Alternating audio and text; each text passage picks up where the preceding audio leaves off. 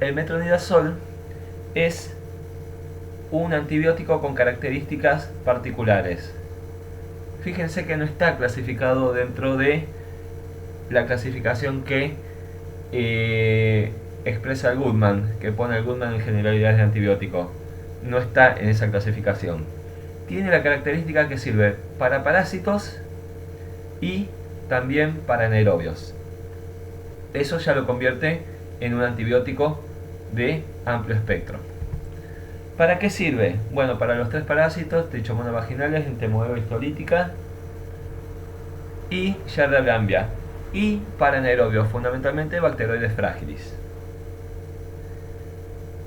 No tiene indicaciones, simplemente si tenemos parásitos o anaerobios por debajo del diafragma, fundamentalmente se puede utilizar metronidazol. El mecanismo de acción es medio extraño. El metronidazol es un profármaco que tiene un radical nitro. No, en realidad no tiene un radical nitro, tiene un grupo nitro. Entonces es un profármaco que tiene un grupo nitro. Ese grupo nitro va a ser reducido por una enzima que se llama ferredoxima reductasa y el grupo nitro se convierte en un radical libre. Y ese radical libre lo que va a hacer es lesionar el ADN de los microorganismos. Aparentemente ese es el mecanismo de acción, porque no está tan bien explicado como para definir qué es cierto lo que le estoy diciendo, pero aparentemente es así, que se tiene que reducir. Es verdad, y que por ejemplo que la presencia de oxígeno disminuye la eficacia del metronidazol. ¿Por qué? Porque compite por la reducción del oxígeno. Tampoco es tan importante saber el mecanismo de acción. Vamos con algunas características farmacocinéticas. Bueno, yo se los comenté que era uno de los antibióticos que se utilizaba, por ejemplo, intravaginalmente en los óvulos y después se administra por todas las vías. Aparecen secreciones vaginales, líquido seminal, saliva, leche materna, atraviesa la placenta.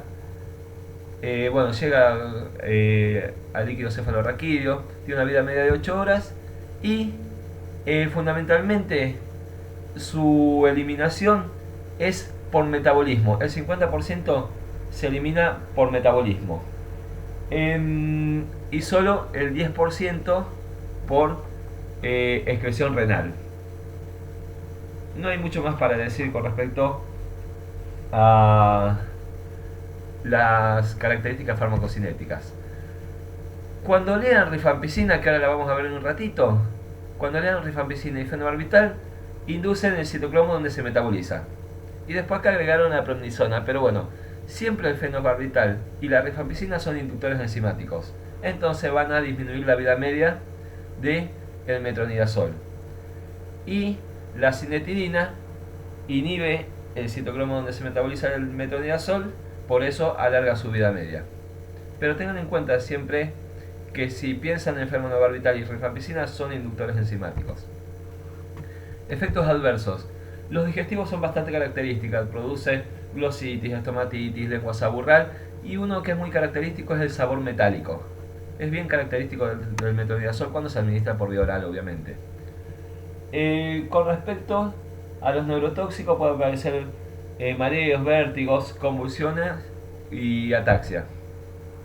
Bueno, las reacciones de hipersensibilidad, ustedes ya se las he mencionado a ustedes, como por ejemplo erupciones cutáneas de todos los colores, por ejemplo alteraciones hematológicas o discrasias sanguíneas, bueno, el síndrome de Steven-Johnson, Lyell, todas las hipersensibilidades, bueno, angioedema, anafilaxia, todas las hipersensibilidades son muy similares. Otra característica que es propia del metronidazol y que le diferencia muchas veces de otros antibióticos es el efecto disulfiram. ¿Se acuerdan qué otro grupo de antibióticos producía efecto disulfiram? Bueno, ya se los digo. Las cefalosporinas de segunda generación. Fundamentalmente las de segunda, pero habría que evitar la ingesta de alcohol cuando estamos consumiendo cualquier cefalosporina, y también el metronidazol. Cuando se administra por vía sistémica, no en los óvulos vaginales, que prácticamente no se absorbe nada o no se absorbe nada.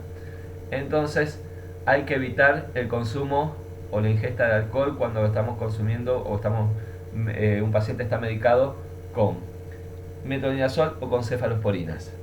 Es la única verdad que se sabe con respecto a la interacción entre el alcohol y los antibióticos. El resto es medio mito. Y bueno, y también es carcinógeno en roedores, está descrito. Hay una utilidad que no la menciona el Goodman, pero me parece interesante. Se utiliza para la colitis pseudomembranosa, producida por el Clostridium difficile. Cuando tenemos una colitis pseudomembranosa, primero hay que suspender el medicamento, ¿sí? Y después se administran otros 2 medicamentos para uno para eliminar la toxina y otro para erradicar al Clostridium. Uno de los que se utiliza de primera elección es el metronidazol. El Goodman no lo dice, pero me parece interesante especificarlo, porque es un efecto adverso que producen muchos antibióticos, entre ellos, por ejemplo, las tetraciclinas como principales, y después pueden ser los beta-lactámicos y otros también. No hay nada más para decir del metronidazol. Vamos a la vancomicina. Ustedes ya saben mínimamente el mecanismo de acción. En el mecanismo de acción actúan en una fase anterior a los beta-lactámicos. Ustedes recordarán que los beta-lactámicos actúan en la última fase, en la transpeptidación de la formación del peptidoglicano. ¿En dónde actúa la vancomicina? En el alargamiento de la cadena. Recordemos, la primera fase era la síntesis de un precursor en el citoplasma, la segunda fase era el alargamiento de la cadena y la tercera fase era la transpeptidación, o sea, el entrecruzamiento. La vancomicina actúa en la segunda fase, alargando la cadena por unirse a la terminación de alanil de alanina.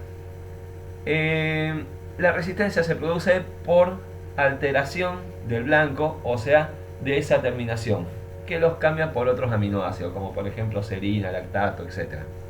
Pero cambia la terminación, entonces la vancomicina no se puede unir. Obviamente es bactericida. Se administra siempre por vía intravenosa. No se puede administrar por otra vía. Creo que no viene por otra vía, pero se administra siempre por vía intravenosa. Bueno, por más que muchas veces lean que los antibióticos o que otro medicamento no atraviesa la placenta, hay un solo medicamento que no atraviesa la placenta. ¿Saben cuál es? La heparina de alto peso molecular, o también llamada heparina no fraccionada. Por el tamaño que tiene, no atraviesa la placenta, lo cual no quiere decir que no produzca daño, porque puede producir hemorragias y demás, o desprendimiento placentario. Pero es el único fármaco que yo tengo en consideración que no atraviesa, o que yo me acuerde que no atraviesa la barrera placentaria. Bien, bueno, también se encuentran en todos estos líquidos, básicamente. Tiene una vida media de 6 horas y se elimina fundamentalmente por riñón, con lo cual hay que ajustar la dosis en pacientes con insuficiencia renal. ¿Para qué sirve? Bueno, es importante porque sirve para el Staphylococcus aureus meticilino resistente. Es uno de los antibióticos que se utilizan en el caso del Staphylococcus aureus, que es resistente a la meticilina.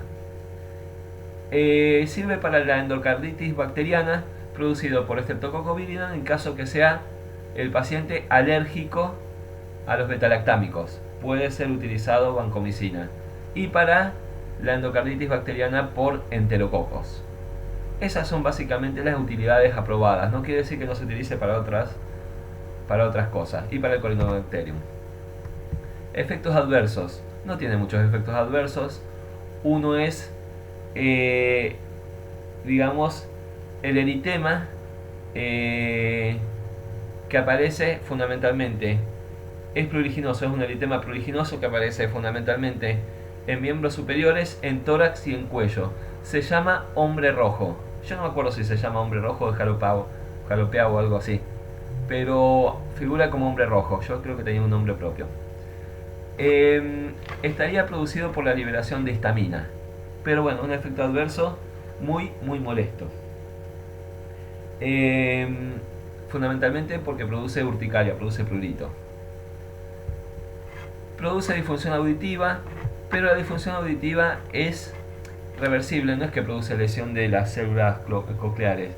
Sin embargo, hay que tener cuidado en administrarlo con otros medicamentos que producen alteración auditiva, como por ejemplo los aminoglucósidos o como por ejemplo la furosemida. Y también produce nefrotoxicidad en dosis alta y si no ajustamos la dosis. No hay tampoco mucho más para decir de la vancomicina. Rifampicina, les dije que iban a ser cortitos esto. La rifampicina tiene dos utilidades solamente. Por más que afecte o abarque todos estos microorganismos, ¿qué es lo que hace? ¿Cuál es el mecanismo de acción? Bueno, y escuchen porque está bueno pensar en esto. Lo que inhibe es la polimerasa, la ARN polimerasa dependiente de ADN. ¿Sí? O sea, la ARN polimerasa dependiente de ADN, y lo que hace es impedir el comienzo de la síntesis de ARN. No el alargamiento, sino que impide la síntesis del comienzo de ARN. De la síntesis de ARN. ¿Y por qué hago hincapié en la ARN polimerasa dependiente de ADN? Porque si lo invierten los términos, es la transcriptasa inversa, que son las que vamos a ver ahora en un ratito. Pero les dije, lo que inhibe la rifampicina es la ARN polimerasa dependiente de ADN. Al revés sería el ADN polimerasa dependiente de ARN, que es la transcriptasa inversa. Simplemente para contarles eso. Bien, este es el mecanismo de acción. Inhibe la síntesis de ARN, básicamente por inhibir la polimerasa. Tiene circulación enterohepática, no es muy importante. Atraviesa muy bien el líquido en el líquido cefalorraquídeo. Tiene una vida media de 1,5 y entre 5 horas, pero una característica muy importante. ¿Se acuerdan que les dije hace un ratito que si hablábamos de rifampicina y de fenitoína o de fenobarbital, porque son los dos inductores, hablamos de inducción? Bueno, la característica de la rifampicina es que es inductor enzimático de por lo menos 4 citocromos y induce su propio metabolismo. Entonces, a medida que administramos rifampicina, la vida media va a ir disminuyendo cada vez más. Por eso acá dice que disminuye el 40% en 2 semanas. Y va a seguir disminuyendo. ¿Y se puede usar clónicamente o en tratamientos clínicos la rifampicina? Sí. Y ahora les explico cuáles son los tratamientos. Bien, fundamentalmente se elimina por heces, ya que tiene circulación enterohepática. En algún momento se conjuga con glucurónido y se elimina por heces. Bien, se elimina muy poco por riñón, no hay que ajustar la dosis. ¿Para qué sirve? Fundamentalmente para el tratamiento de la tuberculosis, la tuberculosis que no es resistente, por ejemplo, es uno de los tratamientos que se utilizan para la tuberculosis. Los medicamentos que se utilizan para la tuberculosis no son muchos, son 4 básicamente. Uno es la rifampicina, otro es el etambutol, otro es la isoniazida y el otro es la streptomicina. Que la streptomicina la vimos, es un aminoglucósido. Y esto es importante porque ahora vamos a ver los antirretrovirales y las interacciones medicamentosas muchas veces son con antituberculosos. Y ustedes saben que una de las patologías que son marcadores del HIV es la tuberculosis. Y muchos de los pacientes con HIV presentan tuberculosis. Y no solamente la tuberculosis producida, digamos la típica, sino que pueden producir tuberculosis multiresistente o atípicas. Y también para la profilaxis de la meningitis. ¿Se acuerdan la OP2 de defensa? En donde había una nena, no me acuerdo si era una nena, con antecedente, bueno, con sintomatología de neumonía, y decía que en un caso había habido un caso de meningitis en la escuela. Bueno, ¿qué se hace? A los niños que estuvieron en el mismo... Primero la escuela se cierra durante un día y se desinfecta. y a los niños que estuvieron en contacto en la misma aula o contacto, por ejemplo, en el recreo con el niño con ese caso positivo de meningitis, o sea que tuvieron noción de foco, se le hace tratamiento profiláctico con rifampicina. Además, a la madre seguramente que va a estar en la sala donde esté internado la hija o el hijo, que va a estar en contacto con el microorganismo, también se le hace tratamiento profiláctico. Son importantísimas las dos utilidades que tiene la rifampicina. Efectos adversos. Profe, una pregunta. Yo leí que para profilaxis de meningitis también se podía usar la ciprofloxacina. ¿Puede ser? Sí, pero lo más conveniente es utilizar rifampicina. Sí, sí, está bien lo que decís. Sí, sí. Gracias. Pero este es el clásico tratamiento, sí, tenés razón. Efectos adversos. Bueno, los más frecuentes son las náuseas y vómitos. Le siguen en frecuencia las erupciones cutáneas y por último la fiebre. Y puede aparecer hepatitis, pero no es muy frecuente la hepatitis. Estos son todos los medicamentos o algunos de los medicamentos, perdón, a los cuales disminuye la vida media por inducción de los citocromos. Es una lista que en realidad debería ser interminable. Básicamente, ¿qué citocromos induce? Induce los más conocidos, el 1,2, el 12,9, el 12,19 y el 3,4. Entonces, cualquier medicamento que se metabolice en alguno de esos citocromos, la administración de la rifampicina va a disminuir su vida media. Como les dije, seguramente estos medicamentos tienen una ventana terapéutica muy estrecha y son inseguros, y es por eso que el Goodman hace una lista, no pone todos los medicamentos. Y bien, y con esto terminamos con rifampicina. Ahora sí, vamos a antirretrovirales. Estos son los 4 grupos de antirretrovirales: los nucleótidos y nucleósidos inhibidores de la transcriptasa inversa, los inhibidores no nucleósidos de la transcriptasa inversa, los inhibidores de la proteasa y los inhibidores de la penetración. Hoy vamos a ver los nucleótidos y nucleósidos inhibidores de la transcriptasa inversa. En este grupo está el primer medicamento que se creó para combatir el HIV, y es la sidobudina, que ustedes la conocerán como AZT. Bien, después les voy a especificar algunas cosas. Características generales de nucleósidos y nucleótidos de inhibidores de la transcriptasa inversa son estos. El más importante, obviamente, es la sidobudina AZT, porque tiene muchísima utilidad. ¿Qué hacen? Lo que hace la transcriptasa inversa es lo siguiente, o sea, ya saben que la transcriptasa inversa es la ADN polimerasa dependiente de ARN, y como su nombre lo indica, agarra el ARN y lo convierte en ADN, que luego ese ADN provírico va a formar parte del genoma del huésped. Entonces, de esa manera se incorpora al material genético de la célula hospedadora. Al inhibir la transcriptasa inversa, lo que se impide es la infección. No se impide la replicación, lo que se impide es la infección de las células que son susceptibles.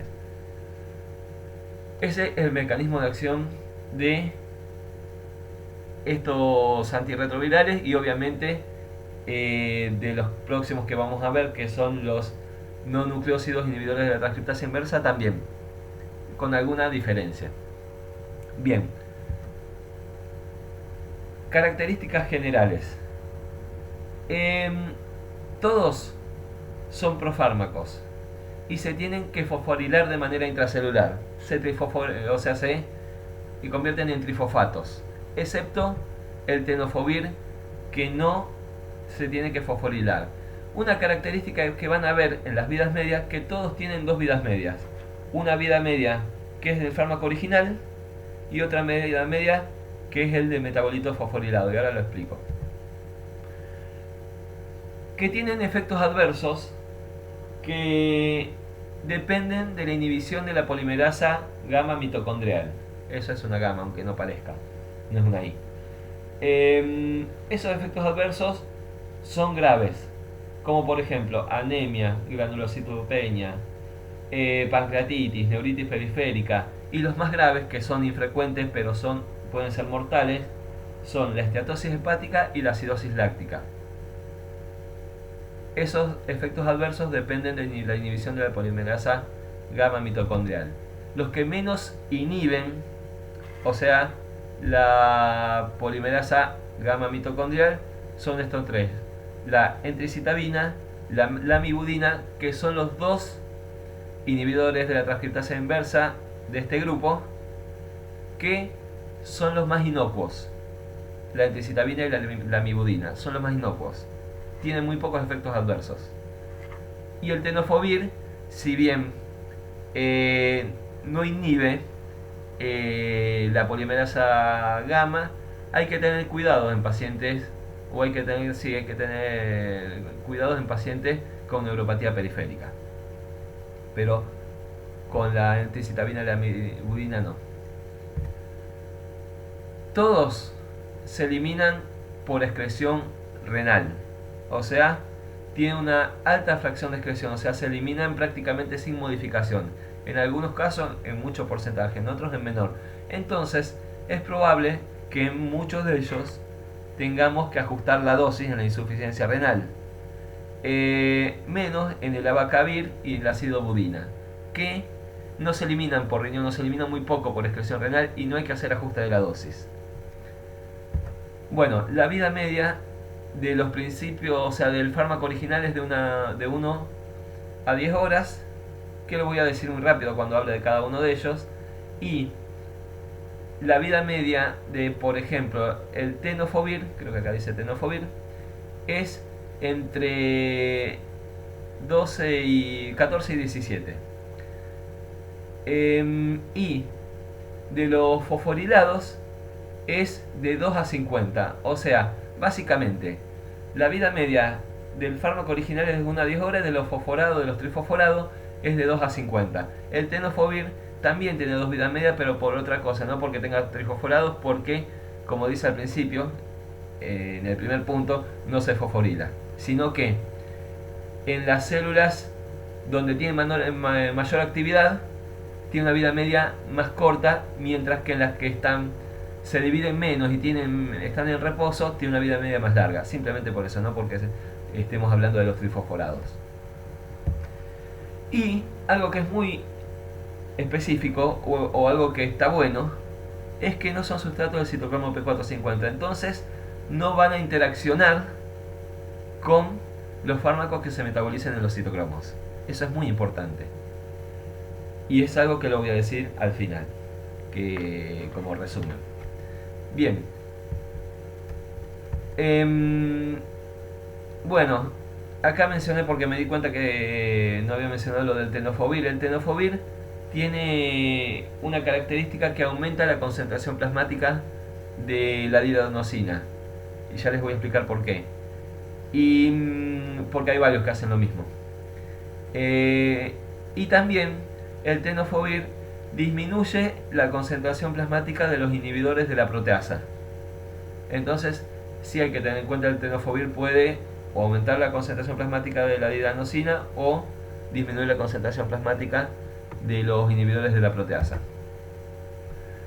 Indicaciones. ¿Para qué se utilizan estos antirretrovirales? Se utilizan muchísimo. No hay ningún antirretroviral que se administre solo. No hay ningún antirretroviral que tenga utilidad individualmente. Para que se dé una idea, hay, si mal no me equivoco, 4 más 4, 8 más 4, 16, no, 12 antirretrovirales, si no me equivoco. No, perdón, 8 más 8, 16, más 3, 21, 22, son 22, perdón. Aparentemente, si no hice mal la cuenta, hay 22 antirretrovirales, dividido en 4 grupos. Se combinan entre sí, lo cual da un número de esquemas posibles superior a 200. y ninguno se administra de manera individual. ¿Cómo se combinan? Las combinaciones, estas que son más de 200, tienen que ser ajustadas a los requerimientos individuales. No hay un esquema universal que sirva para todos los pacientes. Así que sepan que es complejo el tema del tratamiento de el HIV. Entonces se usan en combinación con otros antirretrovirales. Se utiliza, que esto es fundamental para el protocolo ACTG 076. ¿Alguien sabe qué es eso?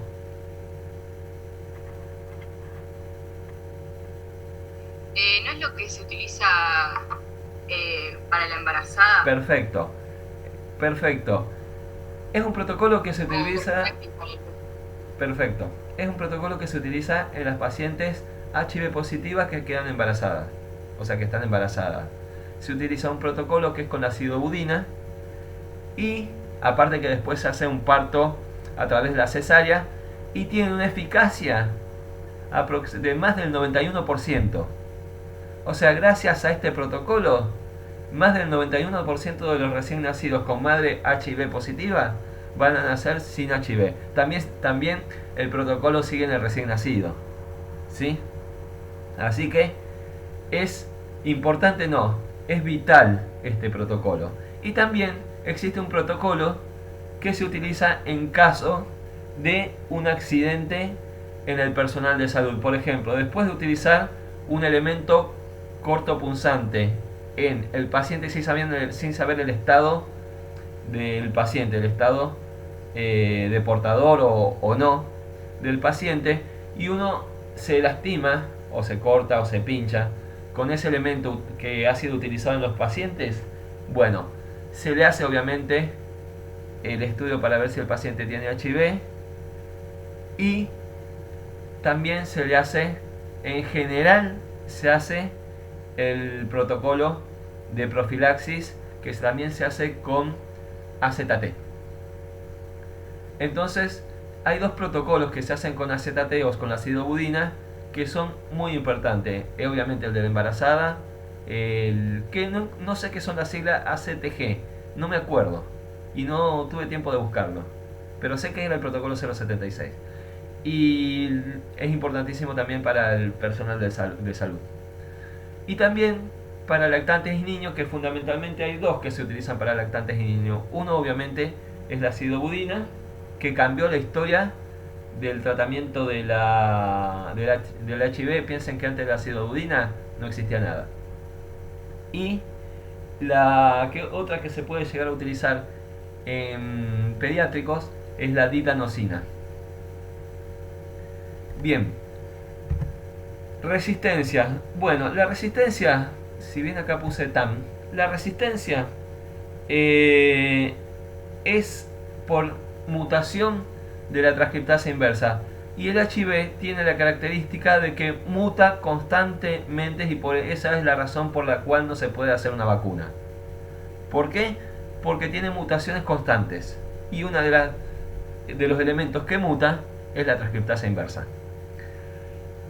Esta que puse acá, TAM, es una mutación de los análogos de timidina, que, bueno, es justamente para los análogos de timidina, que no tiene mucha importancia. Sepan una cosa, que excepto la salcitabina, que es de las que tienen es de las que se le ha generado menor resistencia, el resto puede ser que el HIV haya sido resistente. Y la resistencia aparece, no les digo inmediatamente, pero aparece muy rápidamente. La resistencia a estos inhibidores de la transcriptasa inversa.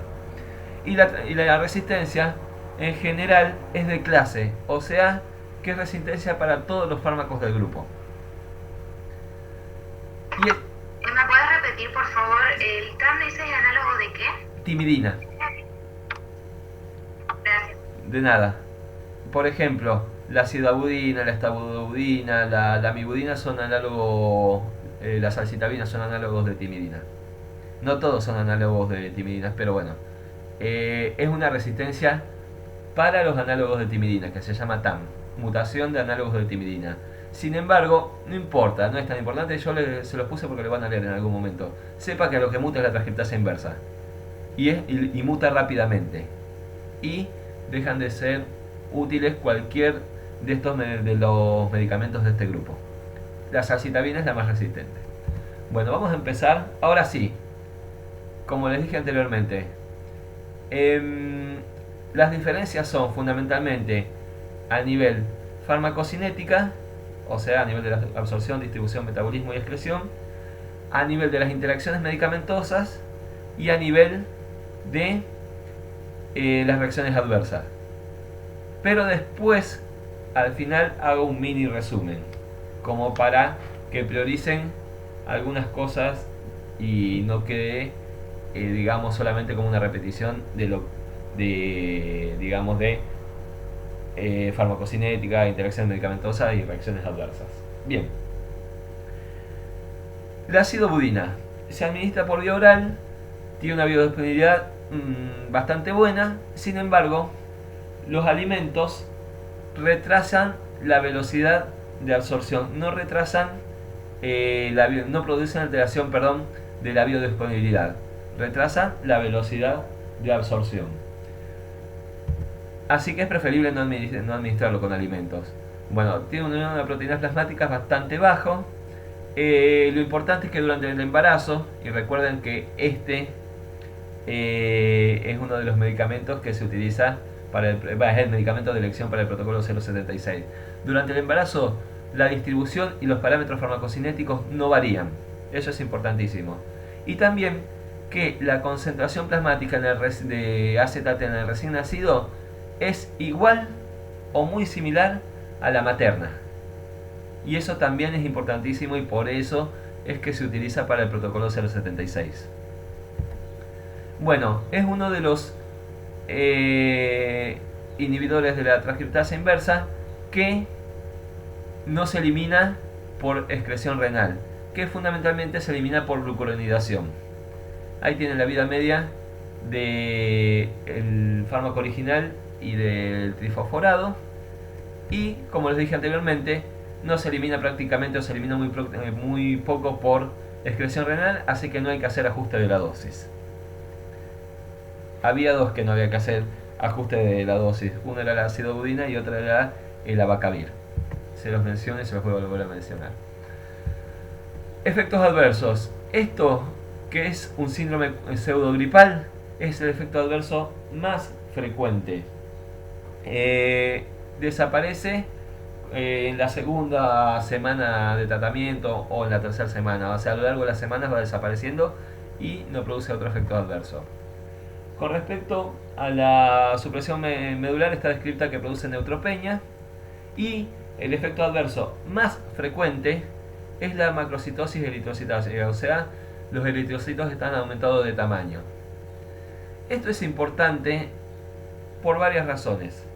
Primero, imagínense que ustedes le hacen un hemograma a un paciente que no le preguntaron qué medicación está tomando y se encuentran con el volumen corpuscular medio aumentado. Bueno, entonces esto explica por qué, por ejemplo, el tamaño del eritrocito está aumentado. No produce ninguna complicación, simplemente es un detalle que lo pueden encontrar, digamos, ocasionalmente en el laboratorio. No ocasionalmente, como algo que no buscaban y lo encontraron. No es para preocuparse, no se acompaña de anemia. Produce miopatía y produce acidosis láctica y produce esteatosis hepática. No es el medicamento que con mayor frecuencia produzca estos efectos adversos que dependen de la inhibición de la polimerasa gamma mitocondrial. Una característica que lo voy a mencionar otras veces más es que hay factores predisponentes para tener estos efectos adversos, que es la esteatosis hepática y la acidosis láctica, que son hasta mortales o pueden llegar a ser mortales, que son el sexo femenino, la obesidad y el contacto prolongado con el fármaco. Piensen que el tratamiento para el SIDA o para el HIV es un tratamiento de por vida. Entonces, el contacto prolongado con el fármaco siempre lo van a tener. Ahora, si es una mujer y si tiene obesidad, aumentan las chances de producir estos efectos, de que se produzcan estos efectos adversos. Interacciones medicamentosas. Bueno, obviamente no hay interacciones medicamentosas con respecto a los citocromos, pero fíjense, probenecid, fluconazol y ácido valproico. Ustedes ya por leer el probenecid mínimamente tienen que saber qué pasa. ¿Se acuerdan que hacía el probenecid? El probenecid lo que hacía era inhibir la eliminación inhibir la secreción tubular de los ácidos. Y si inhibe la secreción tubular de los ácidos, ¿qué pasa? Se acumula. Entonces, como los otros están del mismo color, tanto el fluconazol como el ácido valproico también hacen lo mismo. O sea, aumentan la concentración plasmática del ácido budina. Y con respecto a la estabudina y la acidobudina, que son dos derivados de la timidina, compiten por la fosforilación intracelular. Entonces, no conviene combinarlos. ¿Por qué? Porque se van a pelear por la activación, o sea, por la fosforilación. Y se terminó sidobudina. Dadinosina. Ya se tienen que acordar de una característica mínimamente, o de dos características. No es que se tienen que acordar, pero se las repito. El tenofovir aumenta las concentraciones plasmáticas de la didanosina, eso lo dije anteriormente, y la didanosina es uno de este grupo farmacológico que se utiliza en niños. Eso es porque lo dije anteriormente. Tiene una característica farmacocinética que le es propia, que es degradada por el ácido clorhídrico. Entonces, generalmente se lo utiliza con amortiguadores. Estos amortiguadores van a inhibir la absorción de otros medicamentos, que ya lo vamos a ver. Los alimentos retrasan la biodisponibilidad, que la biodisponibilidad es muy baja, o sea, es casi el 50%, un poquito más que el 50%. Entonces, imagínense si no lo usan con amortiguadores y lo consumen con alimento, no se absorbe prácticamente, o se destruye.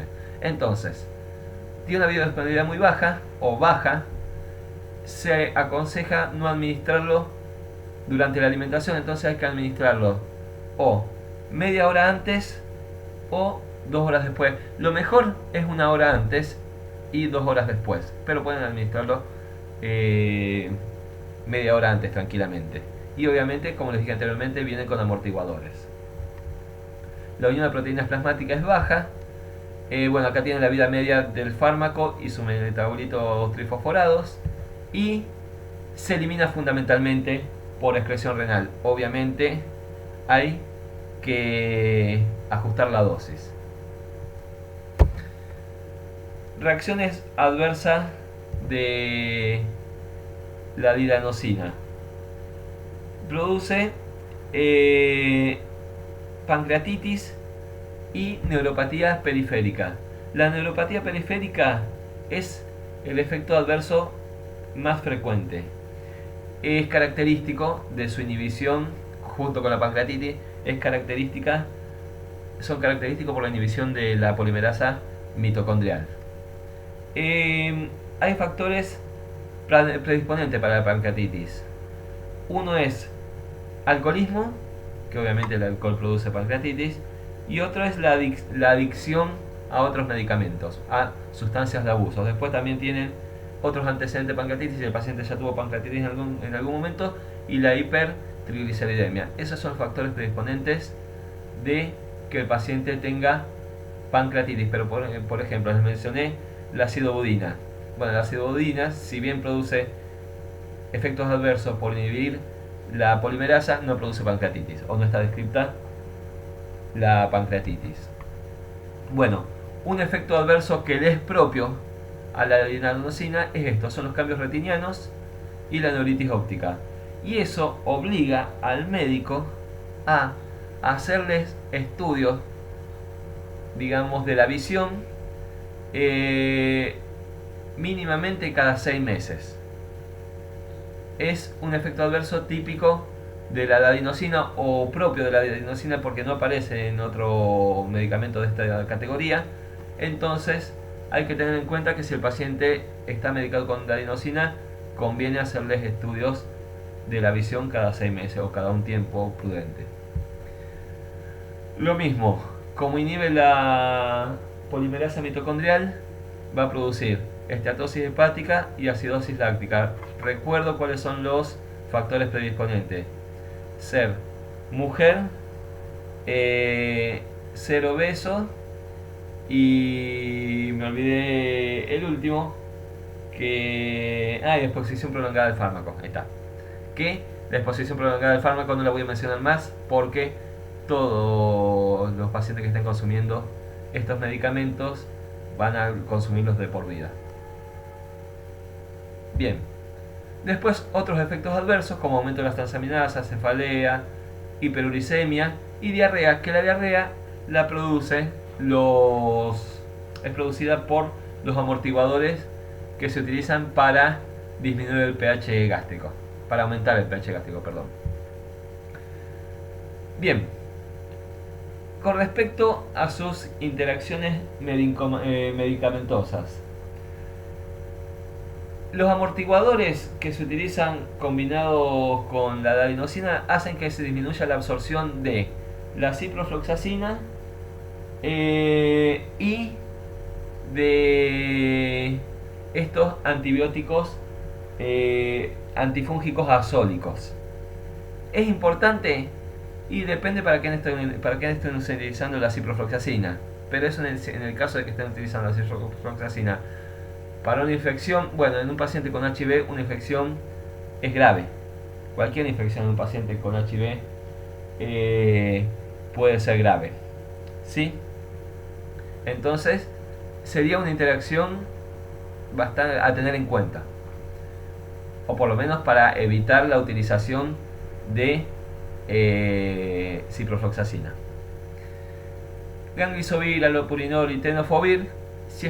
Ya recuerdan lo que dije del tenofovir. El tenofovir aumenta la concentración plasmática de didanosina y disminuye la de los inhibidores de la proteasa. Entonces, el alopurinol y el ganglisobir también aumentan la concentración plasmática de didanosina. La metadona, en cambio, disminuye la concentración plasmática de didanosina. Y el resto que está a la derecha, fíjense que está la estabudina, otro de la misma categoría, la salcitabina, y acá está el etambutol y la isoniazida, que son antituberculosos. O sea que es probable que el paciente pueda estar consumiéndolos. Porque es probable que un paciente con HIV tenga tuberculosis. Entonces está bien puesta esta interacción medicamentosa, está bien aclarado poner el etambutol y la isoniazida. En cambio, la vincristina y ciplastino, que son antineoplásicos, no tengo la más pálida idea por qué lo pusieron acá y no pusieron otros medicamentos. Bueno, de todas maneras, ¿qué hacen estos medicamentos? Producen, digamos, incrementan la frecuencia de producir neuropatía periférica. Por eso hay que tener cuidado porque, digamos, suman la posibilidad o aumentan la probabilidad de tener neuropatía periférica. Estabudina. La estabudina, los alimentos, es uno de este grupo de medicamentos que los alimentos, ya vamos a ver varios en donde los alimentos no producen alteración ni de la velocidad de absorción ni de la biodisponibilidad, así que se pueden consumir tranquilamente con la alimentación. Tiene una característica, que la concentración plasmática es inversamente proporcional al peso. Entonces, una característica de la estabudina es que en menores de 60 kilogramos hay que ajustar la dosis, hay que reducir la dosis.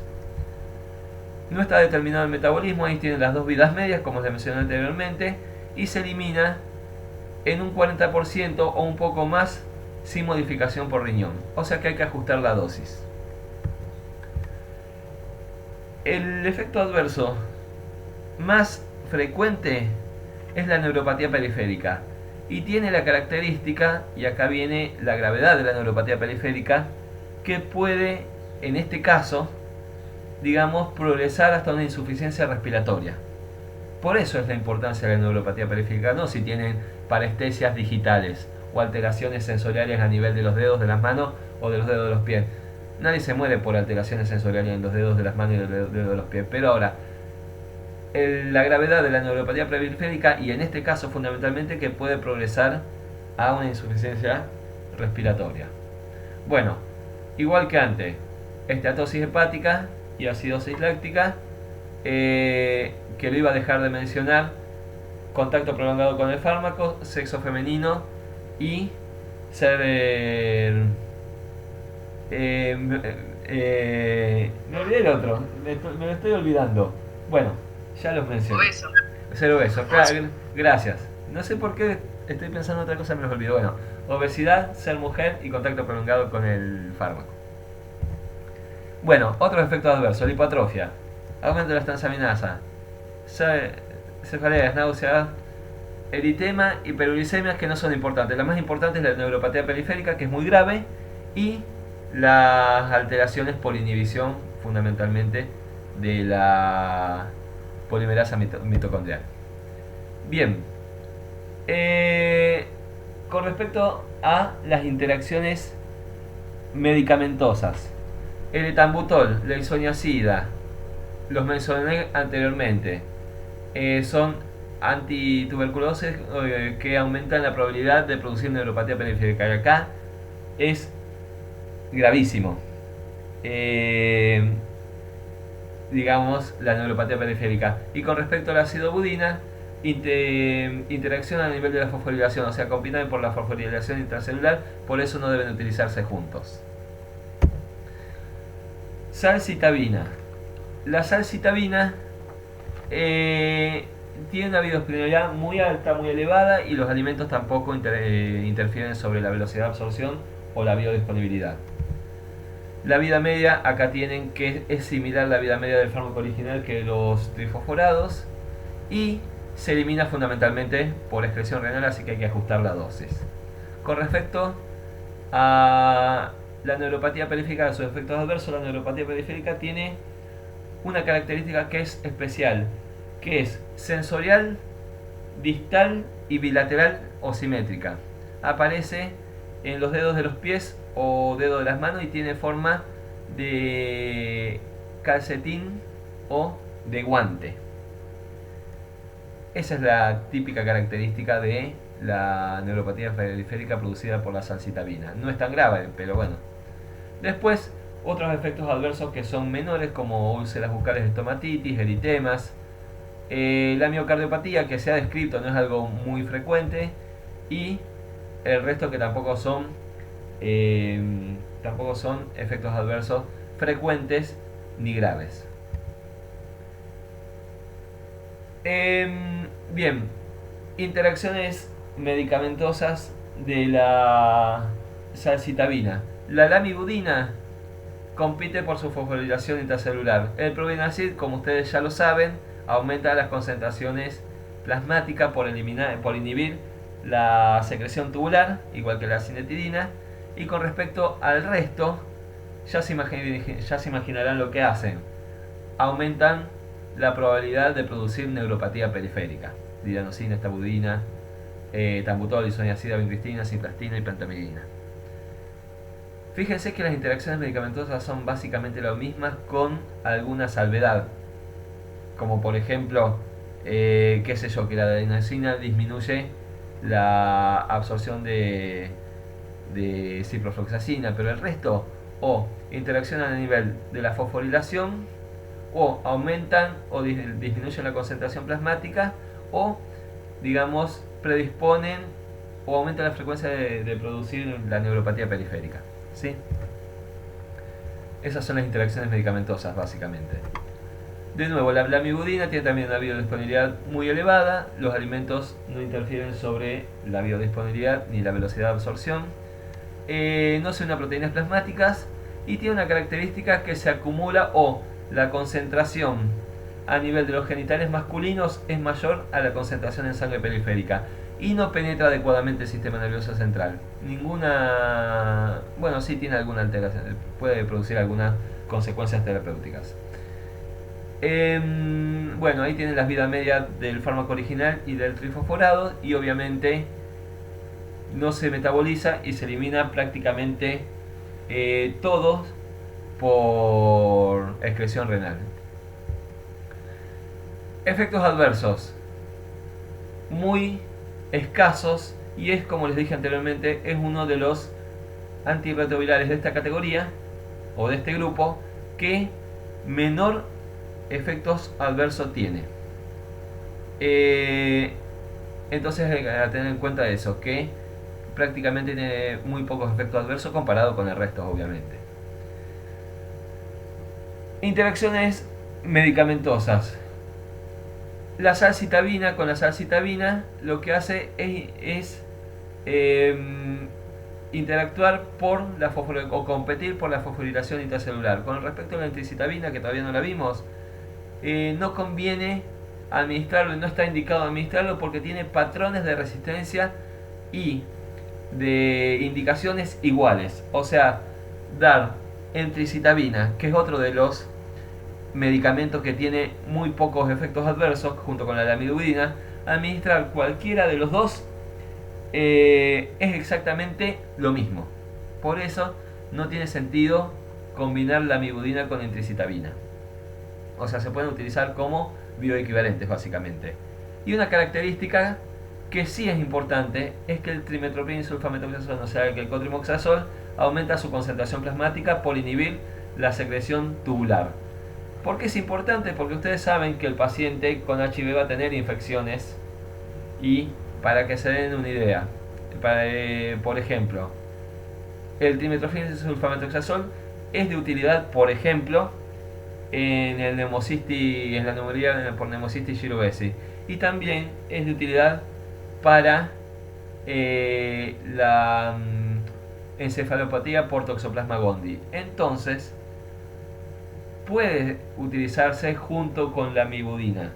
Entonces hay que tener en cuenta que la administración de este fármaco aumenta la concentración de la lamivudina. Vamos a la abacavir. También, igual que los que venimos viendo, una muy buena biodisponibilidad, y los alimentos no interfieren ni sobre la velocidad de absorción ni la biodisponibilidad. Se une 50% a proteínas plasmáticas, y una característica de la abacavir es uno de los dos fármacos de esta categoría que no hay, en los que no hay que ajustar la dosis. El otro era la acidobudina. Se sufre, digamos, glucuronidación en un tercio o casi el 50%, y una característica que es graciosa, simplemente es un detalle, que se oxida por el alcohol de deshidrogenasa. O sea, la oxidación es llevada a cabo por el alcohol de deshidrogenasa. Como les dije anteriormente, no hay que ajustar la dosis. Y ahí tienen las vidas medias. Efectos adversos de la abacavir. El más importante, hipersensibilidad. Y de hecho, puede llegar a ser fatal la hipersensibilidad. Obviamente produce fiebre, malestar general, erupciones cutáneas. En el caso de tener erupciones cutáneas al utilizar abacavir, o un síndrome pseudogripal con alteraciones gastrointestinales, hay que suspenderlos. Y no se puede volver a administrar nunca más. Porque sí se ha descrito reacciones de hipersensibilidad fatales al volver a administrar el abacavir. Lo busqué ayer esto. Sí, había habido casos de readministración, y sí. Lo busqué en una página de farmacovigilancia. Bueno, después molestias respiratorias que producen tos, disnea, faringitis, y molestias musculoesqueléticas que generalmente son debilidad muscular, que no son graves. Lo más importante del abacavir es su efecto de hipersensibilidad. Es el efecto adverso más frecuente. Tenofovir. Bueno, ya sabemos algo del tenofovir. Mínimamente algo ya tenemos que saber del tenofovir. Que aumenta las concentraciones plasmáticas de la adenosina y disminuye las concentraciones plasmáticas de los inhibidores de la proteasa. Tiene una biodisponibilidad baja, sin embargo aumenta cuando se combina con alimentos grasos. Creo que aumenta hasta un 40%, si mal no me equivoco, no me acuerdo exactamente el número. De todas maneras, lo importante es saber que se puede administrar con alimentos. No necesariamente le vamos a hacer comer grasa al paciente, pero sí saber que en determinados casos hasta inclusive es beneficioso administrarlo con alimentos.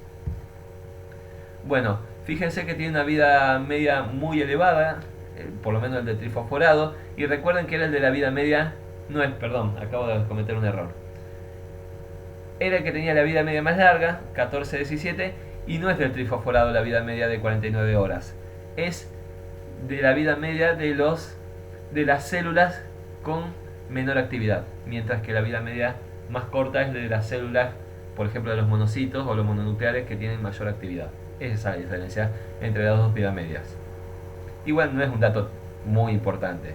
Saber que si hay mucha actividad la vida media es menor es un dato. Y bueno, y se elimina fundamentalmente por secreción tubular y filtración glomerular, o sea que hay que ajustar la dosis en pacientes con insuficiencia renal. Entre sus efectos adversos, si bien es bien tolerado, la gente que consume tenofovir se queja fundamentalmente por las flatulencias, que deben ser muchas y muy molestas. Después, produce alteraciones renales, como puede ser insuficiencia renal, que no es muy frecuente tampoco, y el síndrome de Fanconi, que tampoco es muy frecuente. El síndrome de Fanconi, cuando se aparece de manera prolongada, puede producir insuficiencia renal. Recuerden que las tetraciclinas vencidas también producían síndrome de Fanconi, y es por disfunción del túbulo contorneado proximal. Generalmente se caracteriza por aminoaciduria, que normalmente no aparecen, por más que haya lesión de los túbulos, no aparecen aminoácidos en orina, salvo que haya lesión del túbulo contorneado proximal. Es característico eso. Bien, y si bien no produce o tiene menor incidencia, no produce inhibición de la polimerasa gamma mitocondrial, hay que tener cuidado o se aconseja no utilizar en pacientes que tienen antecedentes de neuropatías. Si bien no causa neuropatía, se aconseja no darlo en pacientes que tienen neuropatía. Efectos o interacciones medicamentosas. Estas son un poco complicadas, como lo hice ya un poco complicado. Ya sabemos que aumenta la concentración plasmática de adenosina, ¿sí? Sin embargo, el atanasavir disminuye las concentraciones plasmáticas del tenofovir, y el ritonavir y el atanasavir aumentan las concentraciones plasmáticas del tenofovir. De todas maneras, sepan que el ritonavir es un inhibidor de la proteasa y modifica las concentraciones plasmáticas de la adenosina. Con que sepan eso es suficiente, porque pueden ser combinables. Y ustedes ya saben que, si bien no lo puse acá, el tenofovir va a disminuir, que no lo dice en el Goodman en este capítulo, va a disminuir la concentración, en esta sección va a disminuir la concentración plasmática del ritonavir. Entonces, el ritonavir aumenta las concentraciones plasmáticas del tenofovir, y el tenofovir disminuye las concentraciones plasmáticas del ritonavir. Eso es importante. Y por último, y después hago un mini resumen, la entricitabina. La entricitabina tenía características como, por ejemplo, que era uno de los fármacos mejor tolerados, el que menos efectos adversos tenía, junto con la lamivudina. Bueno, tiene una muy buena biodisponibilidad, los alimentos no interfieren sobre su absorción, no explica la distribución, ahí tienen la vida media del fármaco original y el trifosforado, y se elimina fundamentalmente por riñón, así que hay que ajustar la dosis en caso de un paciente con insuficiencia renal. Con respecto a los efectos adversos, el más frecuente, que no es grave, es erupciones cutáneas cuando se exponen los pacientes al sol, muy similar, por ejemplo, a las producidas por las tetraciclinas. No como las de la vancomicina, que es algo completamente distinto. La de la vancomicina porque es por la liberación de histamina y son pruriginosas. Estas no, estas simplemente son manchas, son máculas. Elevación de las transaminasas, hepatitis y pancreatitis, que no son muy frecuentes. Y no tiene interacciones medicamentosas relevantes. Entonces, para terminar, son un montón los antirretrovirales y en este caso son 8 los inhibidores, los nucleótidos y nucleósidos inhibidores de la transcriptasa inversa. El Estado argentino cubre el tratamiento antirretroviral. Sin embargo, hay déficit de un montón de medicamentos. Lo que sí siempre hay, o los pacientes van a estar medicados, es con sidobudina. Les dije anteriormente, no hay ningún medicamento de ningún antirretroviral que se utilice de manera individual. Entonces, como lo que siempre están tomando los pacientes sidobudina y muchas veces con otro medicamento, por ahí les va a suceder que el tratamiento antirretroviral es incompleto. Existe, pero termina siendo incompleto. Somos Argentina. Vieron que en Argentina, o sea, vieron que están con nada que ver, ¿no? Pero vieron que se aconseja no combinar las vacunas contra el COVID. Bueno, acá estamos combinando, cosa que no se entiende. No me voy a poner a hablar de eso. Entonces, ahora sí, voy a hacer, bueno, con respecto a la sidobudina también otras cosas más. Es fundamental en pacientes embarazadas y es fundamental para el protocolo de profilaxis en los accidentes laborales en el personal de la salud. Entonces, mínimamente sepan algunas características de la sidobudina, que es, seguramente van a ver en algún momento de su vida más de un paciente que está consumiendo sidobudina. Bien, entonces, para hacer un mini resumen, con respecto a los alimentos, podemos mencionar que hay que tener cuidado con la sidobudina y con la dadinosina. ¿Por qué? Porque con la sidobudina la presencia de alimento disminuye no disminuye la biodisponibilidad, retrasa la absorción, no disminuye la biodisponibilidad, pero retrasa la velocidad de absorción. Y la dadinosina sí, tenía una biodisponibilidad muy baja, y la presencia de alimentos sí retrasa la biodisponibilidad. Entonces, tanto la sidobudina como la dadinosina es conveniente que el paciente la consuma o media hora antes de consumir el alimento o 2 horas después. Eso es fundamental. Después, en prácticamente todos este grupo medicamentoso, con todos los antirretrovirales de este grupo medicamentoso, hay que hacer ajuste de la dosis. O sea, hay que tener muchísimo cuidado. Si ustedes tienen en mente cuáles son los nucleósidos y nucleótidos inhibidores de la transcriptasa inversa, tengan en mente que es muy probable que tengan que ajustar la dosis, excepto en dos. Uno es la sidobudina y otro es el abacavir, que de hecho la sidobudina y el abacavir son los que se pueden utilizar en niños, que también es otra característica que combina los dos fármacos. Entonces, acuérdense que la sidobudina se utiliza no solamente en embarazadas, no solamente para la profilaxis, sino que también se utiliza en pacientes pediátricos, igual que el abacavir. Y son dos de los fármacos de este grupo, de los cuales no hay que ajustar la dosis. Y después, respecto a los efectos adversos, la sidobudina, el efecto adverso más frecuente de la sidobudina es la macrocitosis eritrocitaria, que no produce ninguna consecuencia clínica. Y después, el otro efecto adverso que también aparecía era ese síndrome pseudogripal que desaparecía a partir de la segunda semana. Así que no hay que tener mucho, no hay, la acidobudina es bastante bien tolerada. Si bien puede producir las alteraciones por la inhibición de la polimerasa mitocondrial, no son tan frecuentes. Son más frecuentes estos efectos adversos que les mencioné, que no son graves. Con respecto a la adenosina, sí, produce como efecto adverso principal la neuropatía periférica, que era en un muy alto porcentaje que producía la neuropatía periférica, y un efecto característico adverso es las alteraciones oculares. Por eso al paciente que está consumiendo adenosina hay que hacerle estudios de la visión mínimamente cada 6 meses. Con respecto a los efectos adversos de la estabudina, si bien la neuropatía periférica tiene una incidencia más baja que con respecto a la adenosina, creo que la adenosina era del 71%, mientras que la de la estabudina es de 15%.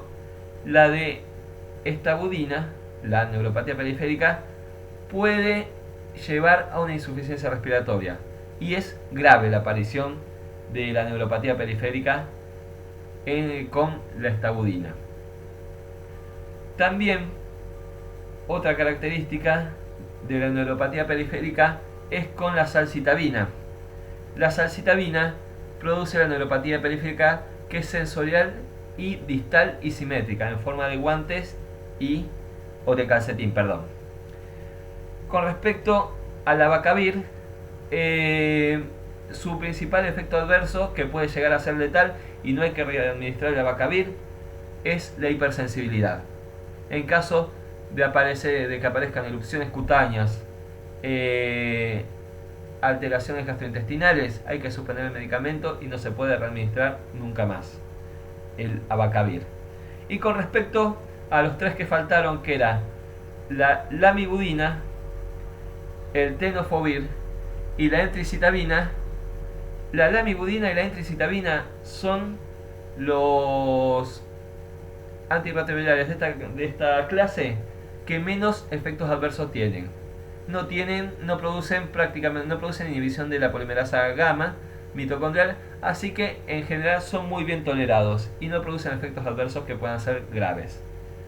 Y el tenofovir, si bien no inhibe la polimerasa, se aconseja no ser utilizado en pacientes con antecedentes de neuropatía.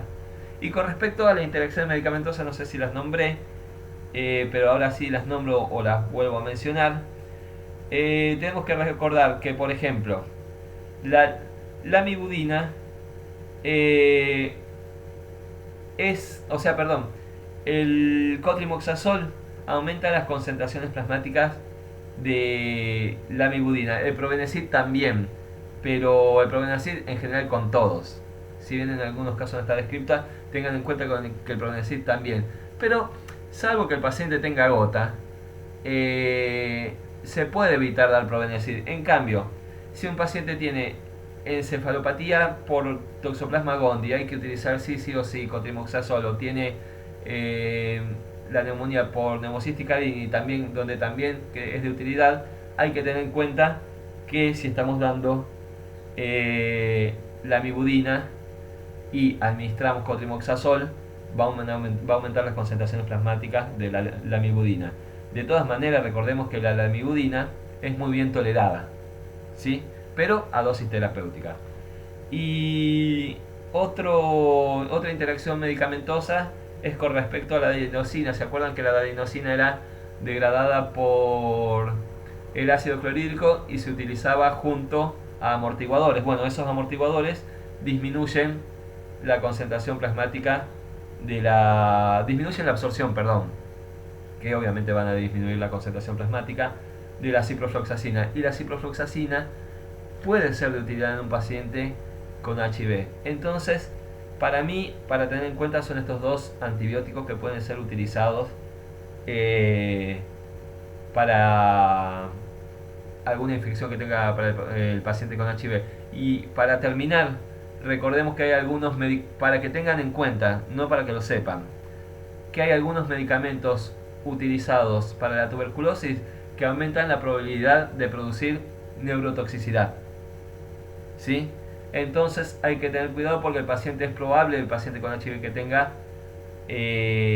tuberculosis, y hay que tratarlo para la tuberculosis, y vamos a producir muy probablemente interacciones medicamentosas. Hay que tener cuidado que hay algunos antituberculosos que aumentan la probabilidad de padecer estos efectos adversos de neuropatía periférica. Y bueno, y que muchos de estos medicamentos interaccionen entre sí, ya sea por aumentar la concentración plasmática o por competir a nivel de la fosforilación o por aumentar la probabilidad de producir neuropatía periférica. Entonces, eso básicamente es lo que le querías dejar.